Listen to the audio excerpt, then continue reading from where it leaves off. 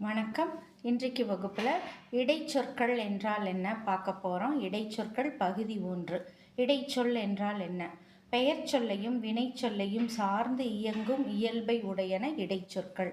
இடைச்சொற்கள் தாமாக தனித்து இயங்கும் இயல்பு உடையன அல்ல என்கிறார் தொல்காப்பியர். இடைச்சொற்களே மொழி பயன்பாட்டை முழுமையாக்குகின்றன. இடைச்சொற்களுக்கு எடுத்துக்காட்டு: இன், கு, உடைய, ஐ, விட, கல், ஆனால், தான், போல், உடன். இவைகளெல்லாம் இடைச்சொற்கள். ஒவ்வொன்றையும் எடுத்துக்காட்டுகளோடு இன்றைக்கு வகுப்பில் பார்க்கலாம். இடைச்சொல் பொது இலக்கணம் நன்னூல் நூற்பா 420. வேற்றுமை, வினை, சாரியை, ஒப்பு, உருபுகள், தத்தம், பொருள், இசை நிறை, அசைநிலை, குறிப்பென எண் பகுதியின் தனித்து இயல் இன்றி பெயரினும் வினையினும் பின் முன் ஓரிடத்து ஒன்றும் பலவும் வந்து ஒன்றுவது இடைச்சொல் அப்படின்னு இடைச்சொல்லுக்கு பொது இலக்கணம் சொல்லுது. இதன் பொருளை பார்க்கலாம்.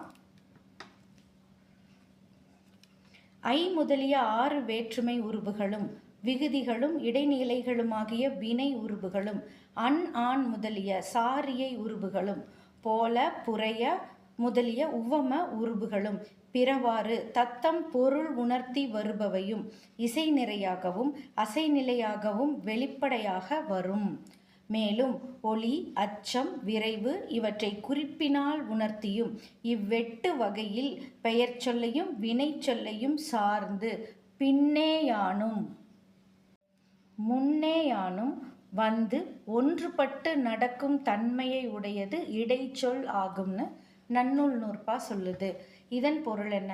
இடைச்சொற்கள் 8 நிலைகளில் அமையும். அதாவது வேற்றுமை உருபுகளாக, வினை உருபுகளாக, சாரியை உருபுகளாக, உவம உருபுகளாக, தத்தம் பொருள் உணர்த்துபவை ஆக, இசை நிறையாக, அசை நிலையாக, குறிப்பு சொற்களாக, ஒரு சொல்லில் முன்னும் பின்னும் ஒன்றோ அல்லது பலவோ வந்து பெரும்பாலும் பெயர் சொல்லுக்கும் வினை சொல்லுக்கும் நடுவில் வந்து அமைபவை இடைச்சொற்கள் ஆகும்.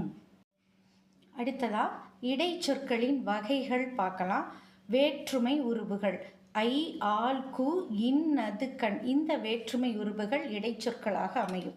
எடுத்துக்காட்டு பாருங்க. பாலை கறந்தான், ஐ வேற்றுமை. கண்ணால் பார்த்தான், ஆல் வேற்றுமை. ஊருக்கு போனான், கு வேற்றுமை. இந்தியாவின் வடக்கு இமயம், இன் வேற்றுமை. கண்ணனது பை, அது 6ஆம் வேற்றுமை. மணியின் கண் உள்ள ஒளி, கண் வேற்றுமை. இப்படி வேற்றுமைகள் இடைச்சொற்களாக அமையும். அடுத்தது வினை உருபுகள் பன்மை விகுதிகள், கல், மார் விகுதிகள். பூக்கள் பூத்தன, தாய்மார் சங்கம் கூடியது. இவை. அடுத்ததா திணை பால் விகுதிகள் பார்க்கலாம். ஏன், ஓம், ஆய், ஈர், ஆன், ஆள், ஆர், ஆர்கள், து, ஆ. இவைகளெல்லாம் திணை பாலை உணர்த்தக்கூடிய விகுதிகள். இவைகளும் இடைச்சொற்களாக இருக்கும். எடுத்துக்காட்டு பாருங்க. பாடம் படித்தேன், பாடம் படித்தோம். நீ பாடம் படித்தாய், நீங்கள் தேர்வு எழுதினீர்கள். இனியன் நடந்தான், அமுதா நடந்தாள், அவர் நடந்தார், அவர்கள் நடந்தார்கள், அது நடந்தது, அவை நடந்தன. இவைகளெல்லாம் இறுதியாக வந்த விகுதிகள் இடைச்சொற்களாக அமையும். அடுத்ததா கால இடைநிலைகள் பகுபத உறுப்பிலக்கணத்தில் வரக்கூடிய இடைநிலைகள் இடைச்சொற்களாக அமையும். இறந்த காலம் இத்து, இட்டு, இற்று, இன்னு. படித்தார், கேட்டார், தின்றது, பாடினான். இந்த சொற்கள் எல்லாம் இத்து, இட்டு, இற்று, இன் என்ற இடைநிலைகள் இடைச்சொற்களாக நிற்குது. அடுத்தது நிகழ்காலத்தில் கிறு, கின்று, ஆனின்று. படிக்கிறோம், உண்கின்றோம், உண்ணா நின்றோம். இவைகளில் கிறு, கின்று, ஆனின்று என்பவை நிகழ்கால இடைநிலைகள் இடைச்சொற்களாக வருகின்றது. அடுத்தது எதிர்காலம் இப்பு, இவ்வு, இக்கு. படிப்பான், புகுவான், செய்கேன். இவைகளில் இப்பு, இவ்வு, இக்கு என்பவை எதிர்காலத்தை காட்டும் இடைச்சொற்களாக நிற்கின்றது. அடுத்ததா பெயர் இடைநிலைகள் இஞ்ச், இந்து, இவ்வு, இத்து, இச்சு, இ என்பவை பெயர் இடைநிலைகள்.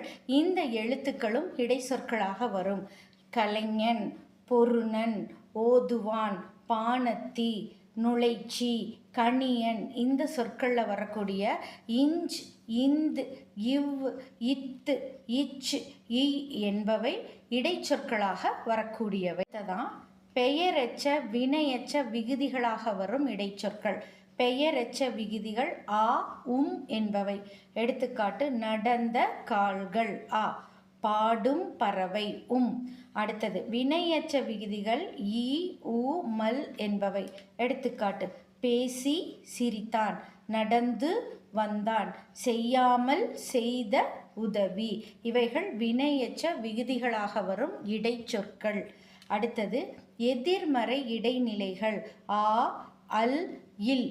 பாரான் ஆ, சொல்லற்க அல், முனிவிலர் இல். இவைகளெல்லாம் எதிர்மறையாக வந்து இடைநிலைகளாகும் இடைச்சொற்கள். அடுத்ததா தொழில் பெயர் விகுதிகள் தல், அல், அம், ஐ, கை, மை இன்னும் மற்றும் இருக்கிறது. எடுத்துக்காட்டுக்கு சிலது மட்டும் நான் எழுதியிருக்கேன். பெறுதல் பெரு கூட்டல் தல், உண்ணல் உன் கூட்டல் அல், ஆட்டம் ஆடு கூட்டல் அம், வாழ்க்கை வாழ் கூட்டல் கை, கொலை கொல் கூட்டல் ஐ, செல்லாமை செல் கூட்டல் ஆமை. இவைகளெல்லாம் தொழில் பெயர் விகுதிகளாக வரும் இடைச்சொற்கள். அடுத்தது வியங்கோல் விகுதிகள் கா, இய, இயர், அல். தமிழ் வாழ்க கா வியங்கோல் வினை விகுதி. வாழிய பல்லாண்டு இய, வாழியர் இயர். விடல் விடு கூட்டல் அல், கா, இய, இயர், அல் என்பவை வியங்கோல் விகுதிகளாக வரும் இடைச்சொற்கள்.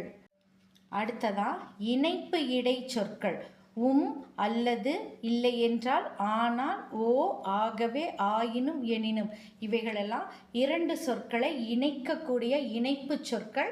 இடையில் வர்றதுனால இவற்றை இணைப்பு இடைச்சொற்கள் அப்படின்னு சொல்கிறோம். எடுத்துக்காட்டு பாருங்க.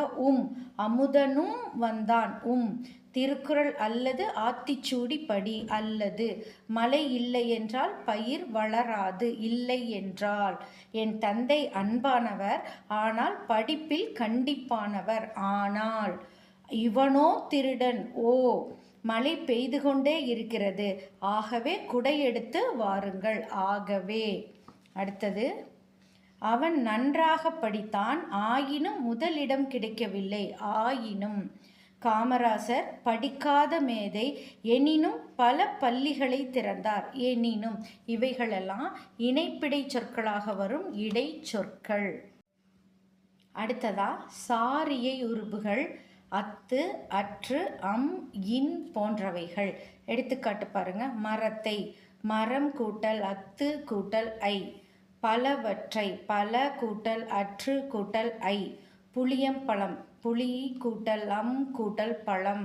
வண்டின் கால் வண்டு கூட்டல் இன் கூட்டல் கால். இவைகளில் அத்து, அற்று, அம், இன் என்பவை சாரியைகள் இடைச்சொற்களாக நிற்கின்றன. அடுத்தது உவம உருபுகள் போல, புரைய, ஒப்ப, உரள, அன்ன போன்றவைகள் உவம உருபுகள் இடைச்சொற்களாக வரும். கிளி போல பேசினால், வேய்புரை தோள், தாயொப்ப பேசும் மகள், முழவு உரள் தடக்கை, மலர் அன்ன சேவடி. இவைகள் உவம உருபுகள் இடைச்சொற்களாக அமையும். இந்த வகுப்புல இடைச்சொற்கள் என்றால் என்ன, எத்தனை நிலைகளில் அவை அமையும்னு பார்த்தோம். ஒரு சில இடைச்சொற்களின் வகைகள் மட்டும்தான் இந்த வகுப்புல பார்த்துருக்கோம். தத்தம் பொருள் உணர்த்தும் இடைச்சொற்கள் பற்றி அடுத்த வகுப்புல பார்க்கலாம். வகுப்பில் இணைந்ததற்கு நன்றி.